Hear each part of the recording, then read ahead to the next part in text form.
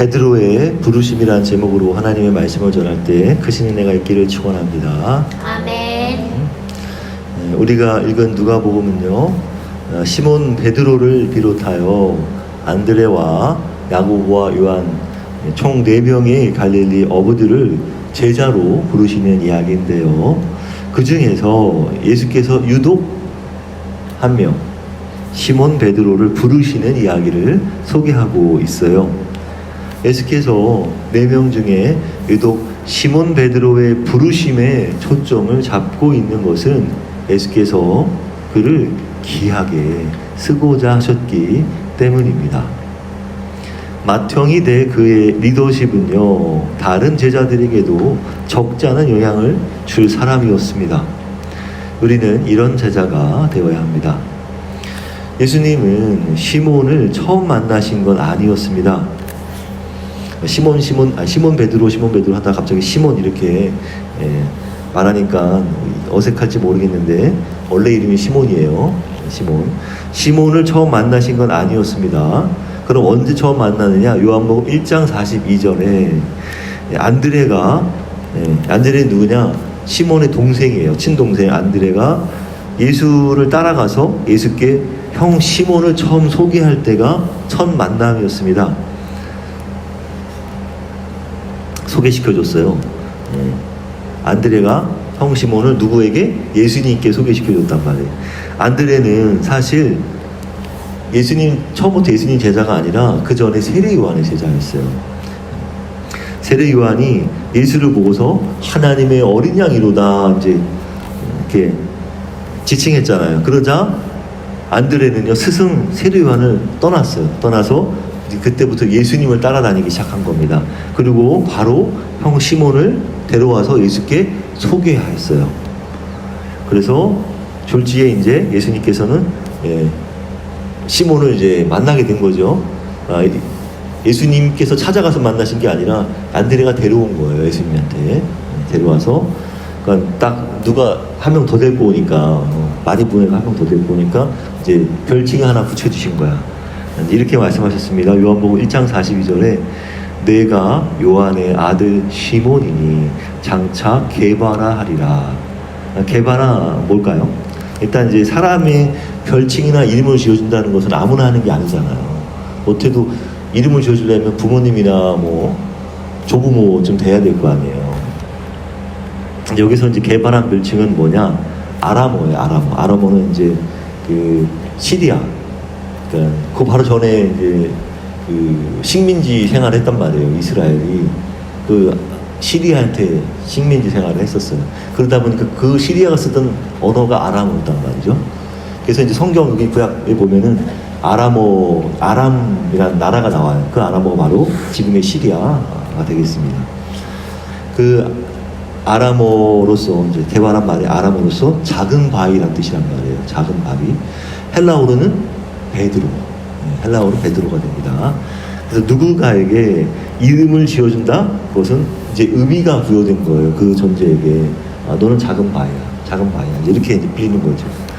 시몬과 인격적인 교제가 있었고 또 앞으로도 시몬과 교제를 암시했습니다. 무엇이? 그 이름이. 장차 게바라 하리라 이렇게 말씀하셨으니까. 그리고 어느 날 그의 생업 현장에 나타나셔서 그에게 직접 말씀해 주시기도 하셨단 말이죠. 그래서 예수님의 이 베드로 부르심은 개연성 없는 우발적인 부르심이 아니라 기획된 것이에요. 예수님께서 이미 다 짜놓으신 기획이었단 말이에요. 예수께서는 하나님께서 자신에게 주실 일꾼들을, 제자들을 다 알고 계셨단 말이에요. 하나님이 다 보내주신 거예요, 예수님한테. 처음에는 혼자 공생의 사역을 하시다가 세례 요한으로부터 유대 사회에 딱 소개를 받았잖아요. 하나님이 어린 양이다 이렇게 소개를 다 받으니까 사람들 시선이 이제 예수님한테 다 몰리잖아요. 예수님한테 몰리니까 예수님이 어떻게 하겠습니까? 무대에 처음 오른 사람 마냥 이제 인사를 할 거 아니겠어요? 안녕하십니까? 이제 그런 분위기인 거야. 이제 예수님이 이제 많은 사람들 앞에서 소개를 받는 거니까. 그때 이제 누가 따라왔냐? 안드레와 요한이 따라갔어요. 그럼 걔네들은 누구였느냐? 세례 요한의 제자였단 말이에요. 세례 요한이 예수님을 소개하자 이제 따라가기 시작했는데 이미 이제 안드레를 통해서 시몬을 소개받고는 그에게 인격적으로 차근차근 접근해 간 것입니다. 누가? 예수님께서. 인격적 거리를 점점 좁혀가신 거예요. 그게 예수님이 지금 계획이란 말이에요. 그러니까 우리도 전도하려면, 선교하려면 이렇게 해야 되는 거예요. 그래서 이 부르심은 예수님의 뭐다? 예수님께서 베드로를 제자 삼기 전까지 몇 번 만났냐? 3번 만났단 말이에요. 그래서 삼고초려 하셨습니다. 네, 삼고초려.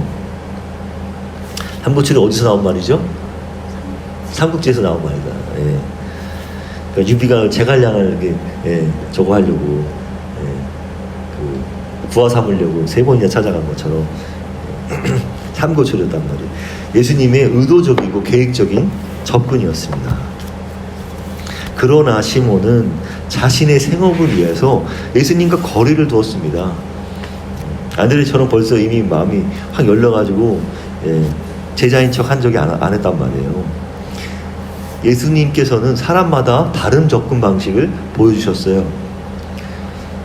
세례 요한의 제자 안드레와 요한은 이미 메시아에 대한 고관여층이었단 말이에요. 고관여층이 무슨 말인지 아시죠?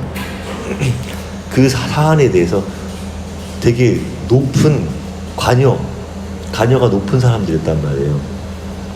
누가? 안드레와 요한이 뭐에 대해? 메시아에 대해 관심이 많은 친구들이었단 말이에요. 그러니까 이미 세례 요한이랑 제자가 돼가지고 따라다녔단 말이죠. 그런데 세례 요한이 예수님 보자 하나님의 어린 양이라 얘기하니까 이제 그새 스승을 이제 버리고 갈아탔어. 예수님으로 갈아타 버렸네.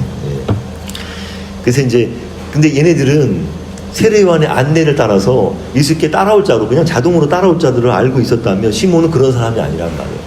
메시아에 대한 고관여층이 아니에요. 저관여층이야. 관심이 자기 동생 안드레만큼 못하단 말이에요. 그렇기 때문에 예수님은 어떻게? 정성을 들였어. 누구에게? 베드로에게. 자꾸 찾아가는 거지 이제. 그래서 특히 핵심이 뭐냐?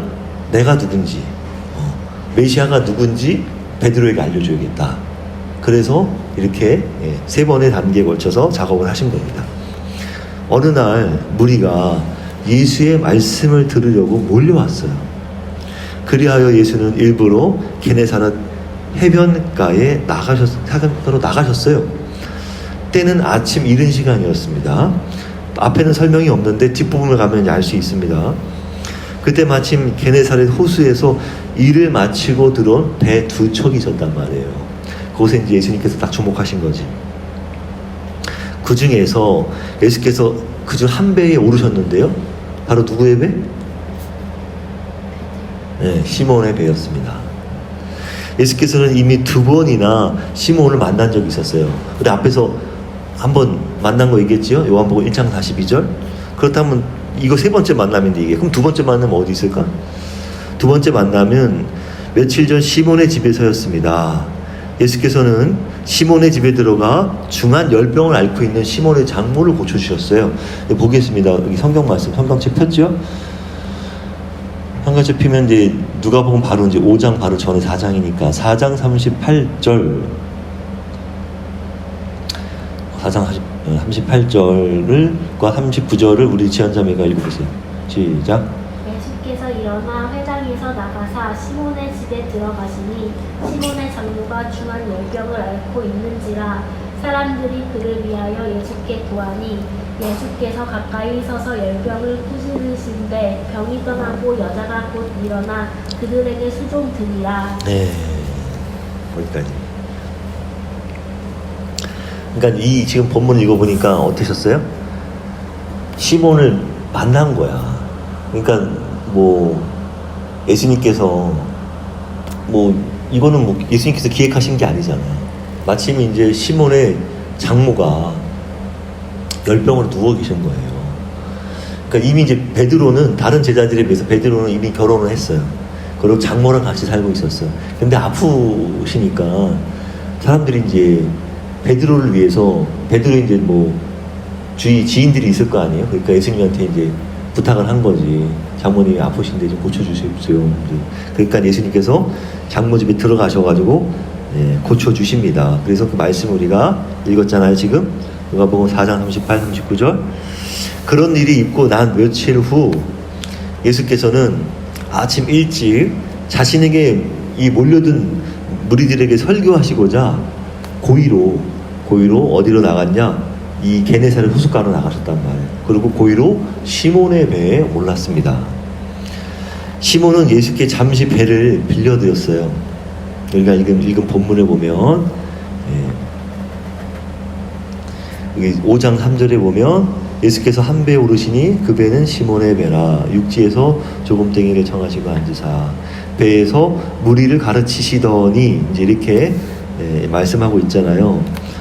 시몬의 배에 올랐단 말이에요. 고의적으로 오르셨단 말이에요. 예수님께서 시몬은 예수께 잠시 배를 빌려드렸어요. 물론 선뜻 내드린 것은 아니었어요. 왜냐? 먼저는 예수께 빚이 있었기 때문이에요. 무슨 빚?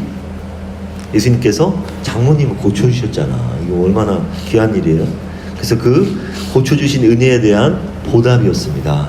더구나 오전에 모든 일을 마치고 자야만 그래야 다시 밤에 다시 나가지 않겠어요?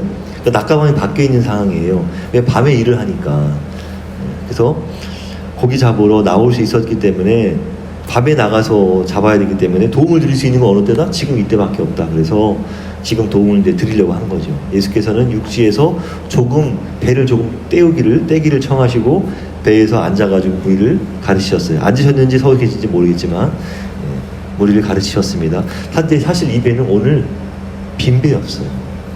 서서 계시든 앉아 계시든 편하게 거기서 올라가서 설교할 수 있는 이유는 빈 배다. 아무것도 잡지 못한 것입니다. 예수님께서 그것도 파악하시려고 올라가셨을 가능성이 높아요. 얘가 뭐 잡았나 안 잡았나 이제. 그래서 시몬은 배를 타고 나가서 밤이 맞도록 그물질을 했으나 허탕이었단 말이에요. 그래서 시몬은 무척 피곤했어요. 아침에. 당시 갈릴리 어부들은 고되고 힘든 직업이었습니다. 어떤 학자들은 당시 어업 종사자들이 비교적 먹고 살 만한 중산층이었다 이렇게 보는데요. 저는 그분의 조금 그 정도는 아니었다라고 봅니다. 그래서 왜냐하면 이제 그분들이 보는 시선은 이제 품꾼이 있었다 이런 말씀을 가지고 아무래도 그러니까 좀 더 여유가 있었지 않았겠냐 보겠는데 우리 눈으로 봐서 그렇지 현대의 눈으로 보면은 그렇게 보일 수 있는데 아니 뭐 어쩔 수 없지 뭐 그거야 물고기를 많이 잡으려면 사람이 더 필요하지 않겠어요? 그래서 이제 그렇게 뭐 서로 품앗이하거나 나눠 먹는 상황이 있으니까 가능하다고 봅니다. 그러니까 그래서 그렇지 모두가 평범하고 하루하루를 사는 미천한 사람들이었습니다. 갈릴리는요 사실 성경이 바다로 기록되어 있지만 호수예요. 호수. 호수입니다. 갈릴리는 바다로 기록되어 있지만 실제 바다가 아니라 호수였습니다. 근데 어떤 장점이냐 이 호수가 되게 큰 호수야. 엄청 큰 호수였습니다. 근데 이제 그때 당시에는 고기 잡는 기술이 발달한 것도 아니고 모두 몸으로 때우는 것이었습니다. 어부들이 주로 밤에 고기를 잡는 것은 당시 고기 잡는 그물이 세마포로 만들어졌어요. 세마포 아시죠?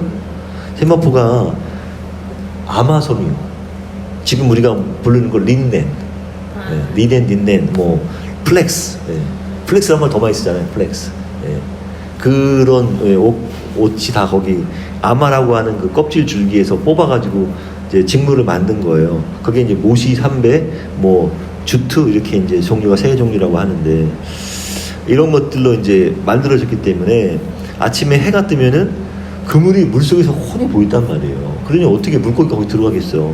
눈에 다 보이는데. 그래서 제 아무리 어리버리한 물고기라 하더라도 그물 안으로 스스로 들어갈 물고기는 없었단 말이죠.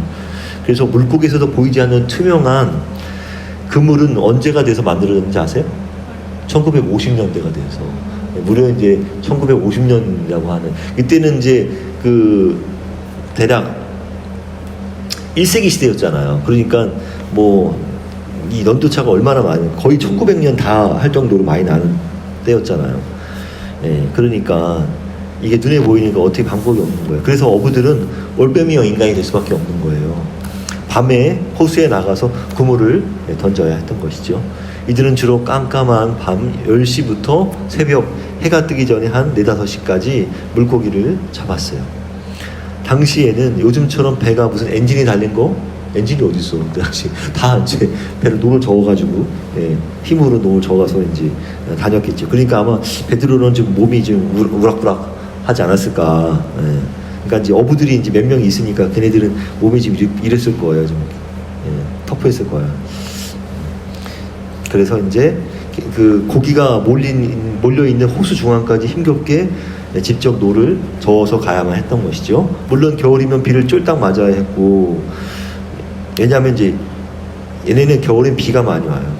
이 중독 지방. 그물이 엉키면 또 그때 물 속에 들어가서 그물이 엉키지 않게 잘 펼쳐야 했단 말이죠. 요즘처럼 밤 낚시를 놀이 삼아 즐기는 그 취미로서는 도저히 상상할 수 없는 그런 고된 노동이었단 말이에요. 완전 혹독한 그거 알아요? 체험 삶의 현장? 네. 체험 삶의 완전 딱 이 체험 삶의 현장이었단 말이에요. 그렇게 밤새 중노동에 시달린 갈릴리 어부가 일하고 들어오면 아침 일찍 그물을 싣고 저녁까지 푹 자야만 했단 말이죠. 오늘 노동이 헛수고였어도 다시 밤에 일을 나가야 해서 잠을 청해야 했지만 예수께서 말씀을 마치시기까지는 꼼짝할 수가 없는 거죠. 지금 배가 약간 지금 떠 있잖아요. 물 쪽으로 떠 있잖아요. 고정시키는 게 아니잖아요. 왜? 띄우라고 했으니까 배를. 그래서 말씀을 맞춰야 다시 배를 육지에 고정시켜 놓고 들어가 쉴 수 있었기 때문입니다. 몸은 피곤하고 마음은 허탈한 시몬은 예수께서 청중에게 하는 말씀이 귀에 잘 들어오지 않았습니다. 말씀을 마치자 예수께서는 시몬이 아무것도 잡지 못한 것을 아시고 시몬에게 깊은 데로 가서 그물을 내려 고기를 잡으라 제안하셨어요. 시몬이 답했습니다. 선생님, 여기서 선생님이라고 불러요. 선생님, 우리들이 밤이 새도록 수고하였으되 잡은 것이 없지만은 말씀에 의지하여 내가 그물을 내리리이다. 그리고 배를 풀고 다시 힘겹게 노를 저어서 깊은 곳으로 끌고 나갔습니다. 그의 결정은요, 쉬운 결정이 아니었어요. 대단한 순종이었습니다. 그의 마음에 주저함이 단 한순간이라도 없었다면 거짓말일 거예요. 시몬이 예수의 제안을 쉽게 받아들일 수 없었던 이유는 첫째, 그들은 여느 때처럼 나를 꼴딱 샜단 말이에요. 둘째, 다시 물고기들이 모인 장소까지 나가려면 다시 애써 노를 저어야 했잖아요. 얼마나 힘들어. 더구나 아무런 보람과 소득이 없었기에 허탈감이 피로를 더 부추겼을 것입니다. 지금 이제 안 그래도 피곤한데 자야 될 시간에 지금 다시 일을 해야 되니까 이제는 들어가서 잠을 청하고 싶은 생각밖에 없었을 것입니다. 셋째, 어부로서의 경력이 굵직한 시몬으로서는 어릴 때부터 하지 않았겠어요? 밝은 아침에 세마포로 만든 그물이 다 보이는데 어느 물고기가 나 잡아가시오 하고 잡힐까? 자신이 경험과 상식으로서는 말도 안 되는 제안이었단 말이에요. 아침에 누가 고기를 잡으러 나가. 그나마 밝은 낮에는 얕은 물가에서 잡아야, 얕은 물가는 피해갈 데가 별로 없다면 아래로 이렇게 피해갈 수 없잖아요. 옆으로만 피해야 되잖아요. 그러니까 그때는 고기들이 잘 잡힐 수 있잖아요. 그나마 밝은 낮에 고기를 잡는다면. 근데 깊은 데로 들어가라 그랬잖아요. 그래서 깊은 물로 갈수록 도망갈 공간이 더 커져가지고 고기 잡기도 어려울 텐데 말이죠. 그러니까 근데도 깊은 데로 가라고 하셨다는 거죠. 넷째, 그물은 안 씻으면 썩기 때문에 여태껏 동료들과 함께 일을 마치면 바로 들어와서 물을 씻었단 말이에요. 그물을 씻었어요. 물에 깨끗하게 씻었어요. 왜냐하면 이물질도 많이 붙어있고 막 그러니까. 그런데 다시 나가라뇨. 그물을 다 씻고 말렸는데 순간 번거로 왔습니다. 번거로우면 확 몰려오겠지. 또다시 헛수고를 하고 그물을 씻는다면 갑절의 피곤함을 본인이 감당해야 했습니다. 이 바닥에서 잔뼈가 굵은 어부가 더구나 안드를 통해서 들었을 거 아니겠어요? 예수님이 무슨 일을 했었는지? 예수님은 목수였단 말이죠. 목수의 훈수를 들어야 하나? 저 목수가 뭘 얼마나 알겠다고. 나보다 많이 알까? 언제 갈릴리 바다 한번 나온 적이 있나? 생각하지 않았겠어요? 그러니까 자존심이 생긴단 말이죠. 여기서 딱 그 순간. 그러나 그거를 이길 수 있었던 건 뭐냐? 시몬은 어제 장모님이 병을 고쳐주신 그 은혜가 생각이 났겠죠. 그래. 어저께 장문도 붙여주셨는지 자존심을 내려놓고 예수의 말씀을 따르기로 결정한 것입니다. 그리하여 배는 영차 게네사렛 호숫가 가운데로 나아가기 시작했어요. 가운데에 딱 들어서자 시몬은 배를 세웠습니다. 배를 세우고는 다시 그물을 내던졌어요. 그런데 글쎄 어머 어떻게 이럴 수가. 대박, 놀라운 일이 일어난 것입니다. 글쎄 그물이 들어올리지 않는 거예요. 너무나도 무거운 것입니다. 고기를 잡은 것이 힘이 많아서 그물이 찢어지는 것 같아요. 그래가지고 같이 따라온 다른 배에 있는 동무들에게서 불러가지고 도와달라고 부탁했단 말이죠. 그들과 함께 건진 물고기가 2배에 가득 잠기게 되었다고 어떻게 말씀하고 있습니까? 말씀하고 있잖아요. 7절에 그들이 와서 2배의 채움에 잠기게 되었더라. 그래서 시몬은 살면서 이런 경우가 생전 처음이었단 말이에요. 그물에 든 물고기들이 가판위에 올라오는 순간 엄청난 희열을 경험했습니다. 야, 살다 보니 이런 일도 다 있구나. 그간의 고생들이 이제 보상으로, 그 물고기를 보자마자 보상으로 느껴졌단 말이에요. 와, 긴장감도 막 풀린 느낌도 들었겠고 막. 시몬 베드로는 이 현장을 보고 주체할 수가 없었어요. 기쁨은 눈물이 되었고요, 온몸에 전율이 휩싸였단 말이에요. 그 파닥파닥거리는 그 물고기들을 다 보면서 와, 내가 어떻게 이렇게 많이 잡은 적이 한 번도 없었는데. 그리고 어떤 생각이 들었겠어요? 온몸이 전율이 휩싸이자마자 자신이 존재감을 느낀 겁니다. 예수께 무릎을 꿇었어요. 그리고 이렇게 말했습니다. 주여. 아까는 뭐라고 불렀어요? 선생님. 지금은 주여로 바뀌었단 말이에요. 주여, 나를 떠나소서. 나는 죄인입니다. 하고 그는 고백하였습니다. 무엇이 시몬 베드로를 주라고 부르며 무릎을 꿇고 자신의 죄인이라 고백하게 하였을까요? 이 고백은 솔직한 고백이었습니다. 주체할 수 없는 그 강력한 위험에 압도될 때 사람은요, 누구나 겁을 먹게 되고 내가 얼마나 초라한 존재인지 자신을 보게 된단 말이에요. 자신의 존재를 깨닫게 된단 말이에요. 시몬은 여태껏 살아오면서요, 이런 불가사의한 경험을 해본 적이 없었어요. 어부하면 나였는데, 그래서 내가 이 갈릴리 바닥에서는 고기를 잘 잡는 어부였는데, 스스로 자부했던 자신의 모든 것들, 인간적인 능력과 간록과 자존감과 정체성 등 모두가 아무것도 아니었단 말이죠. 저분은 니시길래 자연 위에 계시는가, 자연을 어떻게 거스르시는가 하는 생각이 엄습하였습니다. 그러면서 자신이 저분 앞에 얼마나 작은 미물에 불과한지를, 얼마나 나밖에 모르며 이기적으로 살아왔는지를 시몬 베드로는 깨달았습니다. 그 같은 경험은 마치 우리가 하나님의 심판대 앞에 설 때 느낄 것입니다. 하나님의 위엄과 권세와 존재 자체에 압도되는 모든 인간은요, 로마서 14장에서 말씀한 대로 하나님 앞에서 우리 자신의 죄를 있는 그대로 낱낱이 누설하게 될 것입니다. 그렇게 말씀하고 있어요. 낱낱이 누설한다고. 시몬은 몹시 두렵고 떨렸습니다. 자신의 모든 존재가 다 낱낱이 발가벗겨진 것 같은 그런 감정을 느꼈단 말이에요. 예수님 앞에 자신이 얼마나 초라한 존재인지 느껴졌기 때문에 어디라도 숨고 싶은 심정이었어요. 피할 데가 어딨어요. 근데 지금 배 안에서 그러니 무릎 꿇고, 예수님께서 계속 자기에게 찾아오는 걸 알잖아. 자기는 벌써 3번째 자기를 찾아오신 거지, 노골적으로. 그래서 저를 떠나소서, 저는 죄인입니다라고 고백할 수밖에 없는 거지. 그런데 예수께서는요, 뭐라고 하셨는지 아세요? 우리 본문의 말씀이 있잖아요. 큰 용기와 비전을 주셨단 말이에요. 두려워하지 말아라.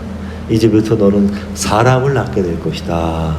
이렇게 말씀하신 거란 말이에요. 그러자 베드로뿐 아니라 안드레, 동생 안드레와 또 그 다른 배에 있던 야고보, 요한까지 그들이 모든 것을 버려두고 예수를 따르게 된 것입니다. 우리는 어떻습니까? 하나님께서 우리를 부르실 때 깨닫는 것이 있습니다. 내 존재입니다. 나 스스로서도 알지 못하던 내 자신이 순간 발견되는 거예요. 진정한 내가 보이는 것입니다. 지금 예수님께서는 베드로를 이렇게 3번에 걸쳐서 부르셨단 말이에요. 부르실 때 하나님과 나라는 관계가 설정이 되는 거예요. 하나님은 주님이요, 나는 죄인이요, 나는 종이요. 그 관계에서 나의 됨됨이와 내 존재와 내 정체성이 뚜렷해지는 거예요. 아, 나는 이런 초라한 존재구나. 나는 죄인이구나. 방황했던 인생에 근데 딱 좌표가 생기는 거예요. 뚜렷하게. X, Y 사이에 딱 내 위치가 어딘지 정확히 잡히는 거란 말이에요. 하나님께서 나를 부르실 때, 나를 부르시는 것을 내가 깨달을 때 우리는 그 순간부터 자신의 존재감이 새롭게 설정됩니다. 우리 부모가 자녀 이름을 부르잖아요.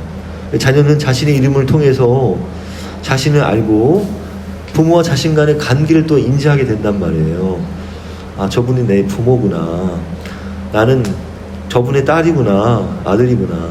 부모님이 나를 낳으시고 내 이름을 부르며 나에게 내 이름을 알려주실 때 그 이름이 갓난아이인 나에게 비로소 인지된단 말이에요. 자꾸 들으니까 아, 내가 누구구나. 나는 드디어 내가 김선이구나. 나는 김지연이구나. 알게 된단 말이에요. 하나님께서 나를 부르실 때도 마찬가지입니다. 연배야, 연배야 부르실 때 우리는 그렇게 내 이름을 불러줄 때 엄마 아빠를 쳐다보면서 엄마 아빠에게 다가갑니다. 그렇듯이 하나님이 우리를 부르시며 다가오시면 우리도 우리를 부르신 그분께로 이끌려가게 되는 것입니다. 만약 서로 간의 관계가 없으면 그 사람을 부를 수가 없습니다. 그 사람의 이름을 모르면 존재를 부를 수 없는 것입니다. 그래서 부르심을 받는다는 것은요, 부름 받는 자 입장에서는 내가 누구인지 자신의 존재됨을 파악하는 순간이란 말이에요. 그 순간, 아, 내가 연배구나, 이렇게. 그러니까 하나님 안에서 새롭게 태어나는 거예요. 그 순간 이름과 함께 내 이름이 알려지는, 인식되면서 이제 아, 내가 태어났구나 하는 거죠. 하나님 안에서. 예를 들어서 이제 이름 없는 사람이 있다고 칩시다. 그럼 그 사람은 어떻게 그 사람의 존재성을 알릴 수 있겠어요? 어떻게 자신을 알려요? 알릴 수 있는 방법은 제일 짧은 게 없잖아. 제일 간단하게 빨리 알릴 수 있는 방법이 이름밖에 없어요. 그러니까 만약에 이름이 없다 그러면 아무개야, 뭐 개똥이야, 뭐라도 별칭이라도 붙여주지 않겠어요? 자기가 얘기하지 않으면 누군가로 나에게 붙여주겠지. 그런 식으로 해서 그 존재됨을 형성시킨단 말이에요. 그렇게 이름이라도 별명이라도 붙여줘서. 우리 이제 지연자매가 이제 그 좋은 장점이 있는 게 나옵니다. 이제 좋은 시가 있는데요. 1952년도에 발표된 김춘수 시인의 유 제가 읽어보겠습니다. 내가 그의 이름을 불러주기 전에는 그는 다만 하나의 몸짓에 지나지 않았다. 내가 그의 이름을 불러주었을 때 그는 나에게로 와서 꽃이 되었다. 내가 그의 이름을 불러준 것처럼 나의 이 빛깔과 향기에 알맞은 누가 나의 이름을 불러다오. 그에게로 가서 나도 그의 꽃이 되고 싶다. 우리들은 모두 무엇이 되고 싶다. 너는 나에게, 나는 너에게 잊혀지지 않는 하나의 눈짓이 되고 싶다. 김춘수의 꽃은요, 이름을 불러줘야 사물이 존재함을 알 수 있다는 것을 깨닫게 하잖아요. 다 우리 지연자님이 다 이거에 대해 해설을 다 해봤을 거란 말이에요. 사물과 언어의 관계를 시로서 잘 풀어줬단 말이죠. 그래서 누군가 내 이름을 부를 때, 누가 나를 불러줄 때, 다시 말해서 내가 누군가로부터 부르심을 받을 때 자신의 존재됨을 깨닫는 순간이란 말이에요. 내 이름을 다 불러줄 때. 그래서 저는 우리가 하늘나라에 갈 때도 하나님께서 이름을 불러주실 거라 생각해요. 그럼 그게 내 이름이 아니든 하더라도 아마 이름을 새로 아마 언젠가 다시 지어주실 수도 있어요. 저는 그렇다고 봐요. 처음에는 만약에 우리가 전혀 모르는 이름을 불러줄 수는 없잖아요. 인지할 수 있는 게 아니니까. 근데 처음에는 우리 머릿속에 인지하고 있는 내 이름을 하나님께서 불러주시지만 하나님께서 새롭게 이름을 아마 지어주실 거라고 생각해요. 왜냐하면은 그런 사람들도 있잖아. 본의 아니게 이제 별로 좋지 않은 의도로 부모님이나 조부모님이 지어주신 이름 아주 그 이름이 별로 탐탁지 않은데 어쩔 수 없이 쓰는 사람들도 있을 거 아니겠어요? 그냥 부모님이 지어주셨으니까 쓰는 이름. 어디 철학사? 철학관 같은 데 가가지고 이름을 따오든가 스님한테 이름을 하나 지어달라 해가지고 얻었든가 하든 간에 그런 식으로 해서 이름을 얻었다면 그 이름을 계속 써야 되는가? 하나님께서 그 이름을 계속 불러주실까? 그렇지 않다고 봅니다. 그러니까 다른 이름 아마 불러주시겠죠. 새롭게 베드로에게 이름을 불러주신 것처럼 우리도 마찬가지입니다. 하나님께서 우리를 부르시면 우리도 내가 하나님의 딸이 되었구나, 내가 그리스도인이 되었구나, 하나님이 나를 놀라운 구원 계획에 초대하셨구나, 네 번째 나를 하나님의 일꾼으로 동참하게 하시는구나, 이렇게 네 가지가 된단 말이죠. 하나님의 딸이 되었고 내가 그리스도인이 되었구나, 하나님이 나를 놀라운 구원 계획에 초대하셨구나, 하나님이 나를 일꾼 삼아서 하나님 일에 동참하게 하시는구나. 부르는 순간 그걸 다 깨달을 수 있단 말이에요. 그렇게 부르심 받는 사람은 자신의 존재를 인지하면서 동시에 부르신 존재가 누군지도 인지하게 된단 말이죠. 저분이 하나님이시구나. 저분이 내게 생명을 주셨구나. 내가 그분께 누구이구나 하면서도 나를 부르신 존재가 누군지 파악하게 되는 겁니다. 누가 나를 불렀는지, 나를 왜 부르셨는지, 내 이름이 불러질 때 나는 어떤 존재인지 그 순간 체득되는 거란 말이에요. 딱 순간에. 주여 나를 떠나소서 나는 죄인입니다. 이게 지금 바로 베드로가 체득하는 순간이란 말이에요. 시몬처럼 3번 두드렸는데 3번에 딱 이제 깨달았어요. 이제 예수님은 계속 부르셨지만 시몬처럼 내가 죄인인 걸 어떻게 합니까? 어떻게 알아요? 어떻게 할 수 있어요? 시몬이 자기가 죄인인 것을 어떻게 깨닫냔 말이에요. 주가 찾아오니까. 그러니까 누구를 만난 거예요? 예수님을 만났잖아. 예수님을 만나야 자신이 죄인이라는 걸 깨닫는 거예요. 예수님을 안 만나면 자신이 죄인인 걸 깨닫지 못해. 그러니까 여기서 이제 바로 그 구원파와 다른 게 확실히 느껴지는 거예요. 여기서. 왜냐하면 아니 구원파도 무조건 의인이잖아. 이미 의인으로 사는 사람들은 어떻게 하란 말이야? 예수님 어떻게 만나?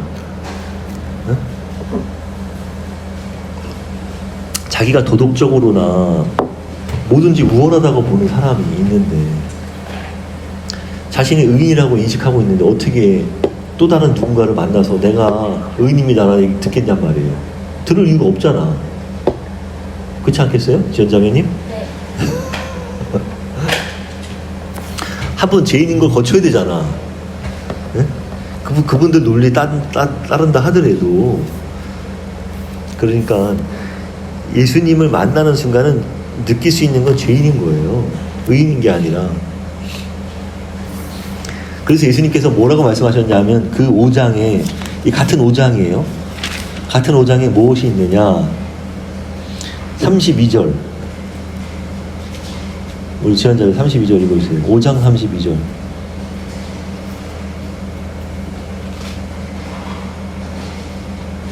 내가 의인을 부르러 온 것이 아니요 죄인을 불러 회개시키러 왔노라. 네, 그래요. 예수님께서는 의인을 만나러 오신 적이 없어요. 죄인을 만나러 오셨단 말이에요.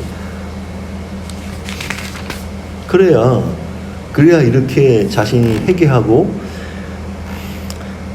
자기의 존재성을 인식하고 자신이 아무것도 아니다. 죄인이어야만 내가 구원받아야 한다는 것을 인식하지 않겠어요? 필요성을 느끼지 않겠어요? 그래요. 그러니까 예수님을 찾고 하나님을 찾는 것이지. 그래서 예수님을 만난다는 건 자신이 죄인이라는 것을 깨닫는 거란 말이에요. 죄인이란 전체성은 예수님을 만나야만 가능하다. 그 얘기입니다. 사실 하나님께서 우리를 부르시기 전까지 우린 죽은 존재였단 말이에요. 살아있는 존재가 아니야. 사실 우리가 죽었다는 것조차 알지 못했단 말이에요. 그러니까 늘 자신이 아무 잘못도 없고 내가 왜 죄인이어야 해?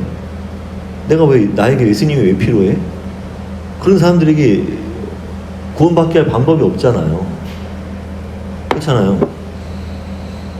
그러니까 그 사람이 구원받으려면 죄인이라는 인식을 해야 된단 말이에요. 그건 예수님을 만날 때마다 그건 죄의식은 늘 예수님 만날 때마다 사실 우리가 느낄 수 있는 거예요. 양가 감정이 있는 거예요. 죄인이면서도 나를 의인 삼아 주시는구나 하는 거. 그 양가의 인지가 함께 이루어지는 것입니다. 그럼 그게 바로 산존재가 된다는 것이죠. 그러니까 우리를 부르실 때 하나의 존재가 된 것을 자기가 느끼고 인지하면서 다시 말해 산존재가 되었다. 그 전까지 내가 죽어있는 존재인데 내가 살아있는데 나는 죄인이야. 이럴 수가. 근데 이분이 나를 귀하게 여겨주셔. 이러면 지금 참 저분은 나를 좋게 봐주시는 거야. 나는 죄인인데. 사실 그거예요, 그냥. 예. 그러니까 그분의 입장에서 본 귀한 것이지. 우리는 그래서 늘 죄인된 정체성을 가질 수밖에 없는 것입니다. 그러지 않고서는 하나님께 나아갈 수 없는 거예요. 가까이 닿을 수 없는 거예요. 왜냐하면 내가 나아갈 필요성을 못 느끼는데. 안 그러겠어요? 내가 의인인데 어떻게 가까이 나가겠냐고요. 자꾸 나가가면 다가갈수록 자신이 더러움이 점점 보여지는 거예요. 왜? 빛이 점점 가까운 데 다가가잖아요. 그렇죠? 빛이 멀리 있었는데 점점 가까이 다가오면 더 깊이 우리 제 속에 있는 우리 속 깊은 그 그늘 속에 있는 것들이 다 더 드러나겠죠. 되게 물리적인 그 현상과 똑같지 않겠어요? 똑같아요. 점점 예수님께 다가가면 다가갈수록 우리의 더러움이 더 드러나게 되는 겁니다. 그러니까 사람이 더 낮아지는 거예요. 예수님께 다가가면 다가갈수록 더 낮아질 수밖에 없는 거예요. 그래서 모든 존재의 이치는 바로 하나님으로부터 부르심을 받아야 그 존재성이 생긴다는 것을 알게 됩니다. 존재성만이 아니라 그 방향도 알게 되고 그 인격도 형성되고 지금 겸손해진다고 말씀드린 것처럼 그렇게 되는 것이죠. 그래서 하나의 영생의 존재가 되는 것은 그런 과정을 겪는 것이다 하는 것을 알 수 있습니다. 그래서 우리를 예수의 제자로 부르셨다는 것이 이제 결론이 되는 건데 아주 중요한 것입니다. 여기서 끝나는 게 아니라 일꾼으로 삼아주신단 말이야. 그래서 사람 낳는 어부가 되게 하신다. 너가 사람을 취하리라. 이런 말씀을 주신 겁니다. 결론입니다. 하나님께서 우리를 부르셨어요. 나의 정체성을 바로 알고서 주님께 날마다 나아가기를 소망하는 저와 여러분 예나들교회 되시길 빕니다.